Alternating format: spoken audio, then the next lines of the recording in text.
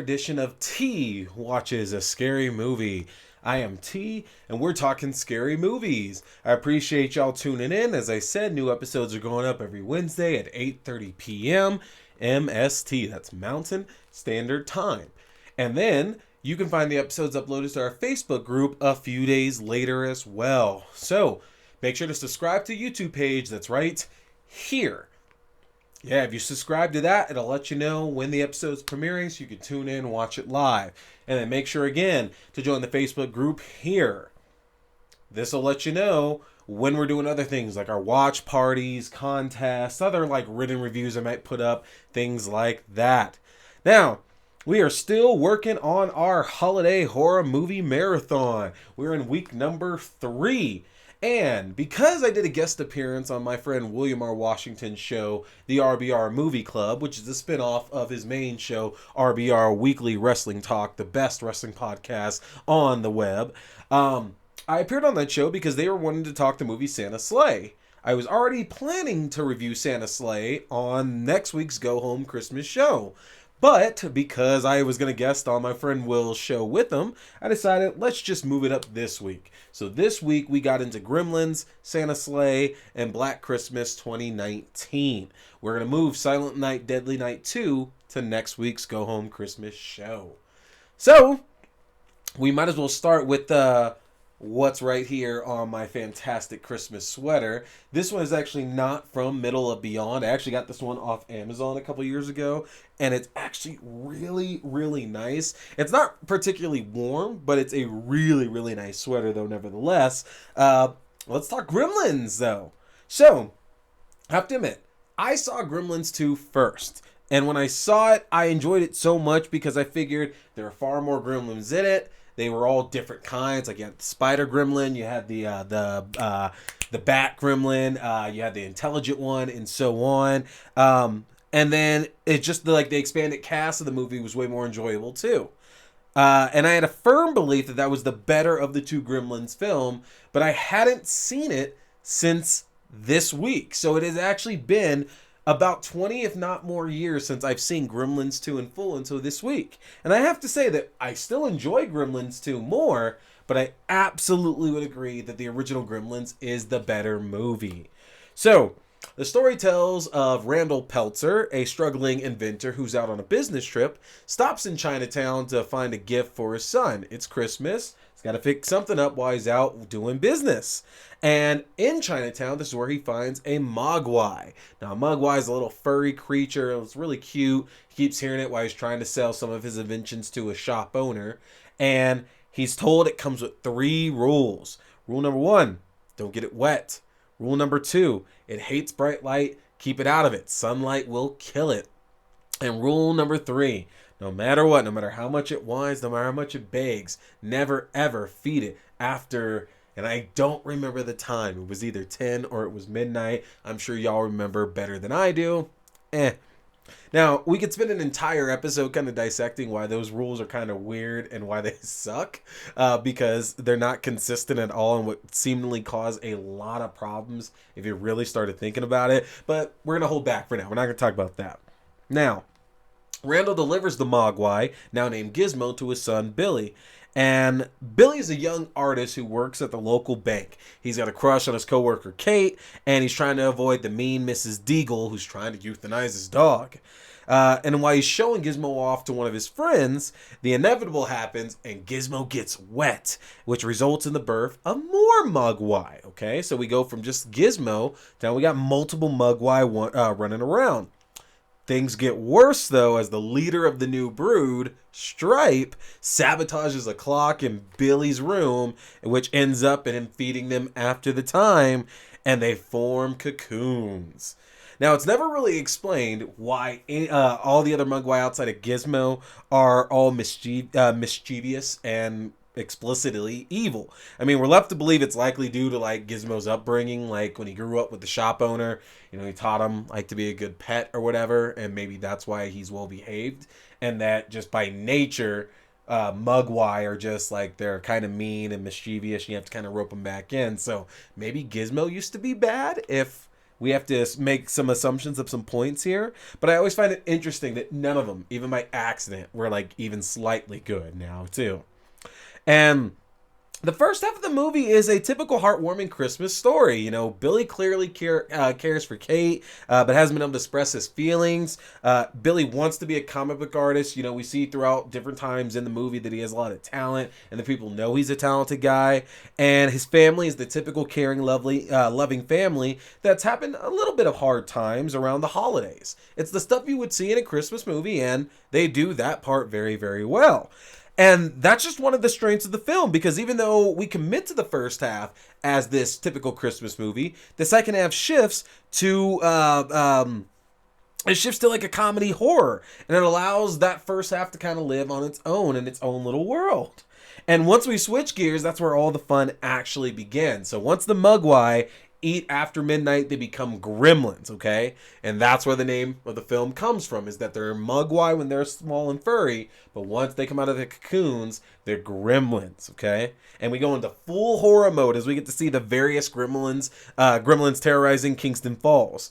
And something that I found really interesting about this movie is that I actually think that Stripe gets more character progression than Gizmo, if you really think about it. I mean, we get to see him plot and scheme. We get to see some of his attitude. We get to see him have fun, like when he's playing poker in the bar. And he kind of has more to do than Gizmo does, because Gizmo mostly is getting wet and then getting beat up and then getting wet again and then getting beating up again. And then, like, yes, he saves the day at the end of it, but he doesn't have much more else than that going on. And I feel like Stripe's actually the better character. I mean, what do I know? I like the bad characters all the time way more than the people who are supposed to be the good guys. But, our human characters are decent. None of them are bad, but to be honest, none of them, including Billy, really have interesting plots in the movie. I mean, Billy's dad, Randall, doesn't end up making some kind of great invention that's well-deserved. Because we spend the entire movie, and we're kind of like laughing at him as he's selling these items that aren't really good, and nobody's really buying into it. And you would think that that's going to end with him eventually having the right item. You know, it's the hot one or something like that. And it doesn't happen. Billy's mom has no arc in this at all. Kate, Billy's love interest, is only there to put in like this big downer of a Christmas story about her dad coming down the chimney, which is awful, awful, awful. And even Billy, I mean, yeah, he ends up with Kate, but he doesn't get like some fantastic opportunity to go be a comic book artist or anything like that. So... And he doesn't even get to keep Gizmo at the end of the movie. So I feel like Stripe's story of wanting to become a gremlin, cause mischief, and repopulate ends up being the only worthwhile story being told in this movie.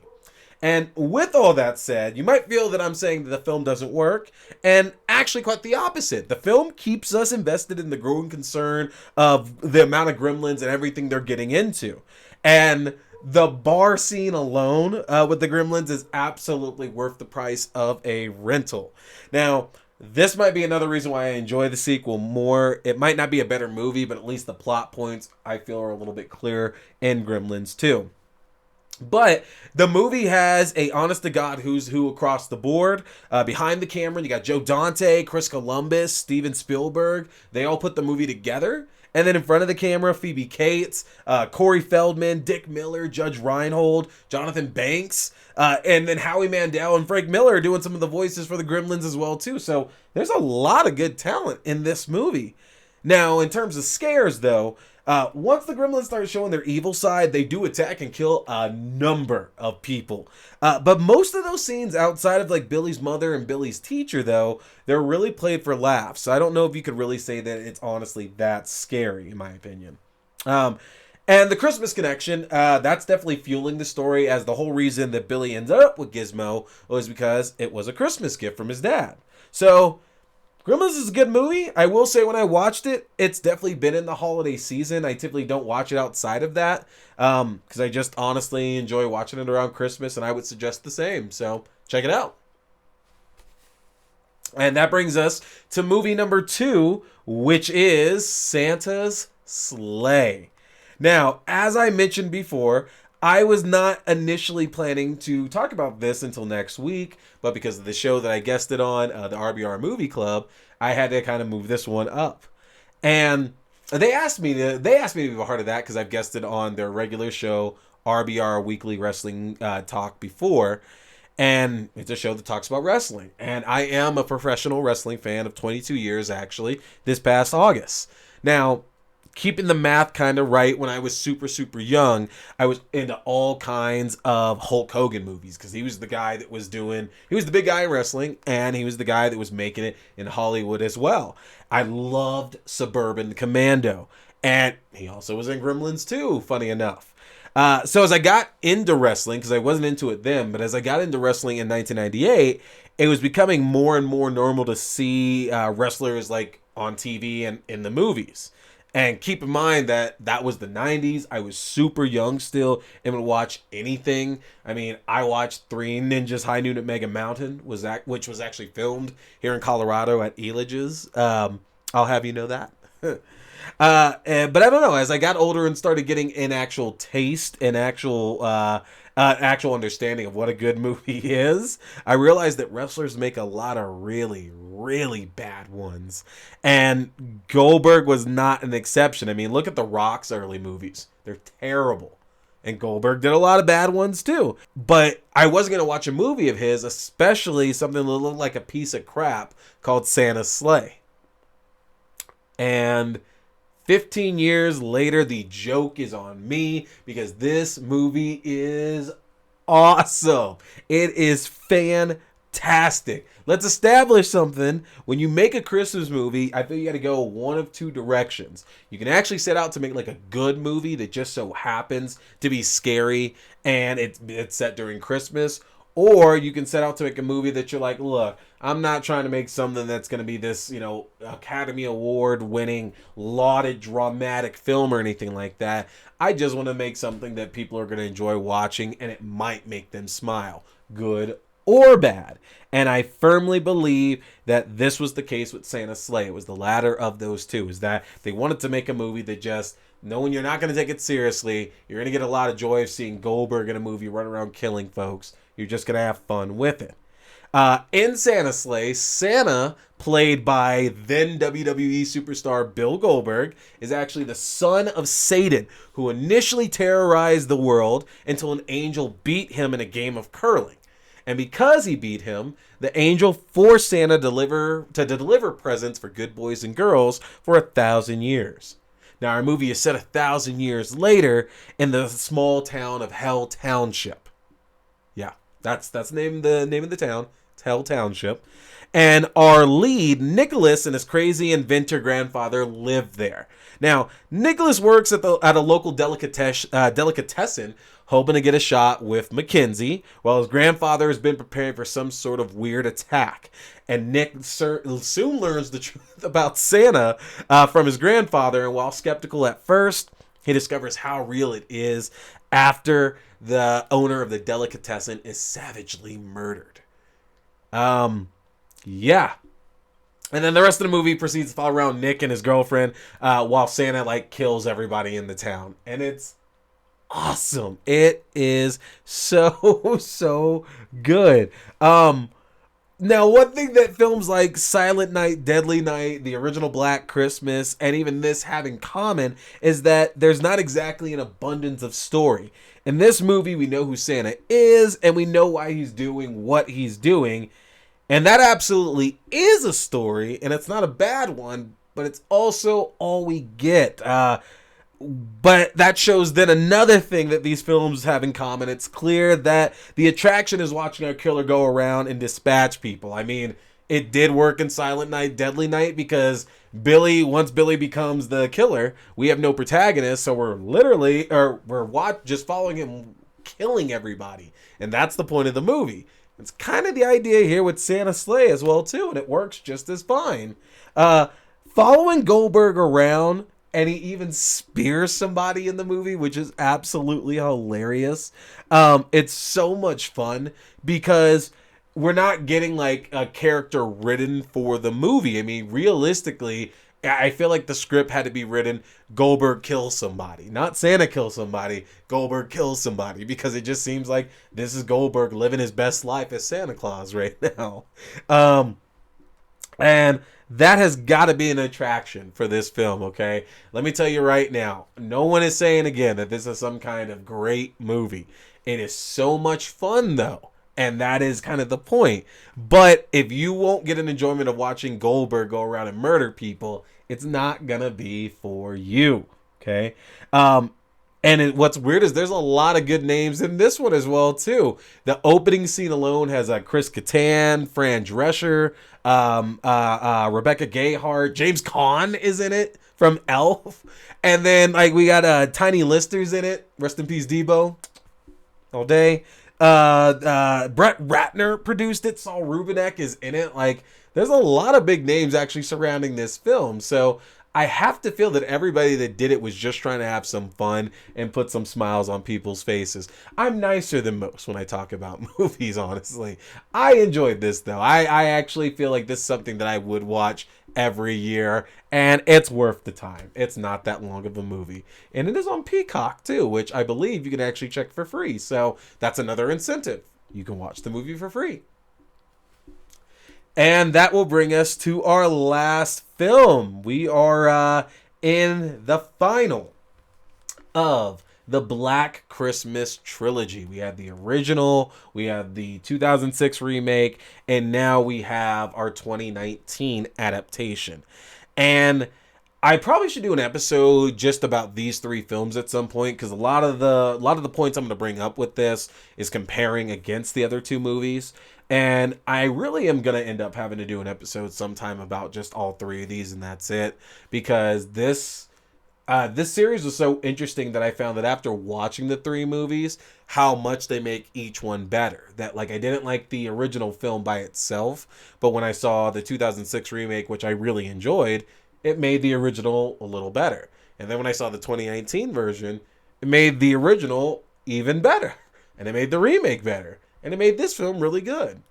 Yeah, so that's something super interesting. And each film accomplishes something different because the original film was one of the slasher prototypes, you know? A group of sorority girls, they're stalked and murdered by somebody who may or may not be one of the random male characters in the film. Again, it inspired a lot of big slasher movies that we got.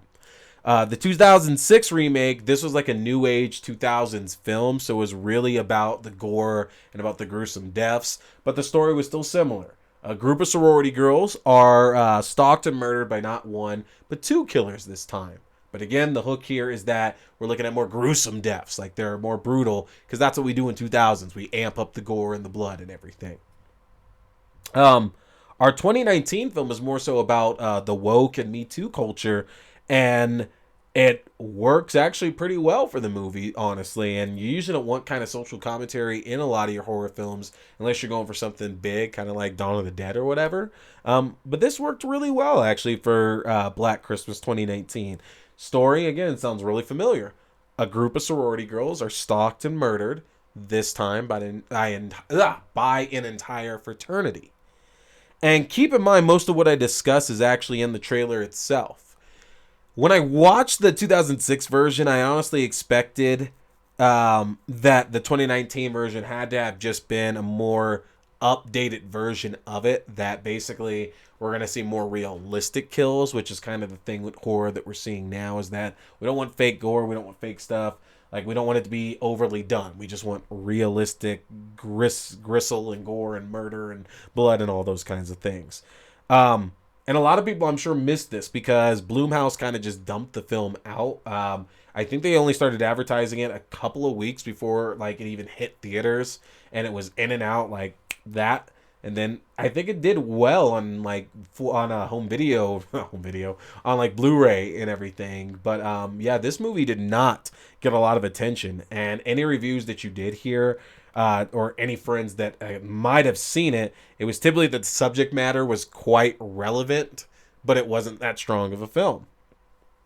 And I kind of disagree. I disagree quite a lot, actually, with that.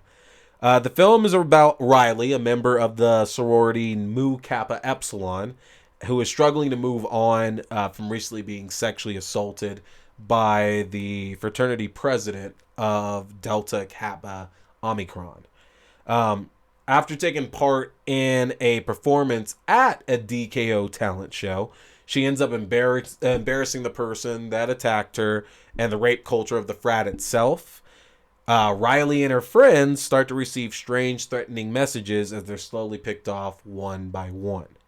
So, after coming from the 2006 version, which is mostly set in like a sorority house, that's pretty much the entire film, is that they're in that sorority house to the last like 15 minutes of the film or so. It absolutely fit, and but it was still refreshing in this version to have more of a moving story around town, because that's what the original film did. Is that, yeah, most of it was in the sorority house, but they still went other places around the town. And we kind of got back to it with this one as well, too, that we kind of get the idea of the people who live in this college town, the kind of kids who are left who aren't going home for Christmas or anything like that. And the sorority house still does play a decent part. A lot of really important parts of the film do happen in the sorority house, but things also routinely happen that are important at other places in the film, too. And it was refreshing to see that they wanted to go for something realistic when it came to the characters. You know, in the previous two films, that's kind of Hollywood's idea of what college girls are like and everything. And I feel that the writers of this movie actually wanted it to be realistic and put real people in this movie. So I feel that you can relate to these characters, and that's something you might not be able to do with the other two films, is that you don't really see yourself in any of, you know, the women that are on there. And with these characters here in this remake, you know, you can find yourself like, okay, you know, I know these women because they're in my group. You know, these are people I normally would hang out or see or talk to or something like that as well. And they're not just like, you know, silly scream queens, which there's nothing wrong with the scream queens they had in the, you know, olden days, but it's nice to see that these characters are getting more to do in these kind of movies. And Riley is played by Imogen Poots, who she's cut her teeth in a lot of really good horror films in the last couple of decades. You know, 28 Weeks Later, Green Room, Fright Night, the Fright Night remake, and that girl's really good. She has so much power in her performance. She plays Riley as damaged for a while and very meek, and that she's still trying to, like, you know, move on with what's happened to her, but at the same time, she doesn't want to just let it go. And over the course of the film, as you see her kind of build that strength back up, and then she starts getting more and more fierce, and she's angry. She plays that so well. It's like such a deserved character moment every time that we see her character get into an argument or stand up for herself or anything. And she does such a great job with it, honestly. And something different from the other adaptations is that the relationships of the girls plays a bigger role than it had in the previous films. We get to see these real relationships that these college women are having, and you navigate the good and bad of it. Because again, we're talking about realistic things that you deal with in college, with, you know, shitty guys and, you know, bad grades and stuff like that. And they actually play that pretty well. And one of the strongest plot points of the film revolves around whether one of Riley's sorority sisters actually believes of what she says she's gone through. And I was like, damn, like, for all these other things we're supposed to be focusing on, y'all made that a really good hook to kind of get focused in on. It was really good. And I haven't said much about the horror aspect, and that's kind of on purpose. I know it's important because we're talking about horror movies, but I feel like this movie was so different from the other Black Christmas movies, to where the other two that were trying to inspire fear. Like, the fear is just that you're in a horror movie and there's a killer out to get you.